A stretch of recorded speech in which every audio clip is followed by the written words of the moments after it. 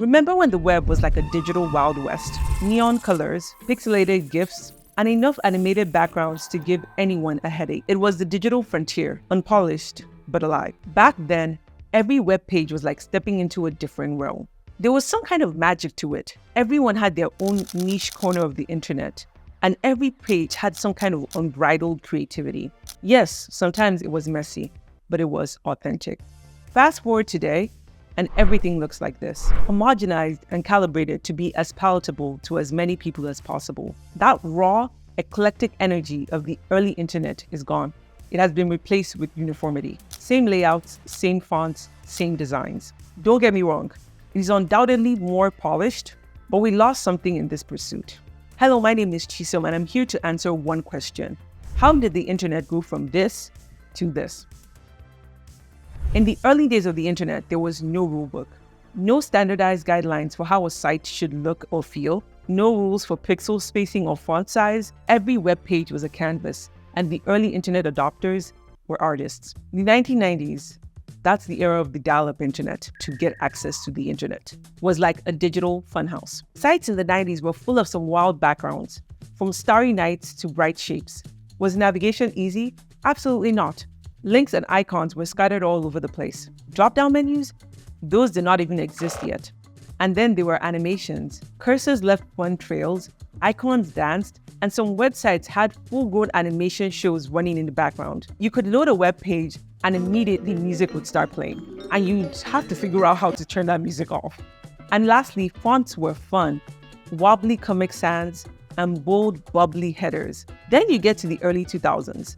This was when everybody wanted a piece of the internet. E-commerce began to boom, and everybody wanted their own internet websites. However, not everyone was a designer or coder, so templates became a solution to this problem. Platforms like WordPress and Blogger made it easier for people to create their own websites. Why spend hours on a glittery banner when you could get a professional site on a single click?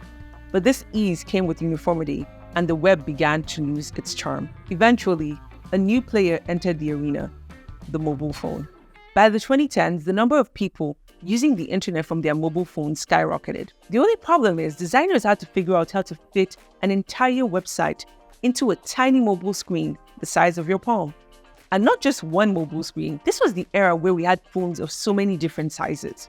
Web design had to evolve, and websites had to become fluid and responsive. This was the start of responsive design. The idea was simple. If someone switched from viewing a site from their laptops to their phones, their view had to adjust to accommodate this new screen. The site had to adjust for a better viewing experience. We had to completely reimagine navigation. Tiny hyperlinks could no longer work in a mobile world. We saw the rise of thumb-friendly navigation, hamburger menus, swipe gestures, and large tappable buttons. Literally, the human touch reshaped the internet. But the mobile revolution was not just about screen size.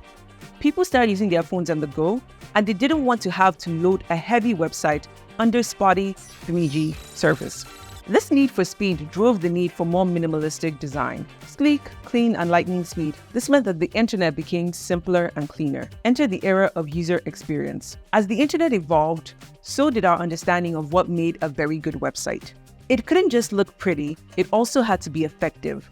Designers began to use tools and methodologies to track user behavior. Heat maps to see where users clicked the most, A/B testing to figure out what color scheme and layout users preferred, and user flow diagrams to ensure easy animation. The idea was simple: less is more. Websites began shedding any unnecessary elements, focusing solely on clear call to actions, legible fonts, and easy, intuitive navigation. Everything was tailored for the end user to ensure that their journey from the landing page to completion was seamless. And as the internet became more mainstream, inclusivity was paramount. Websites were no longer designed for niche tech-savvy communities, but for everyone.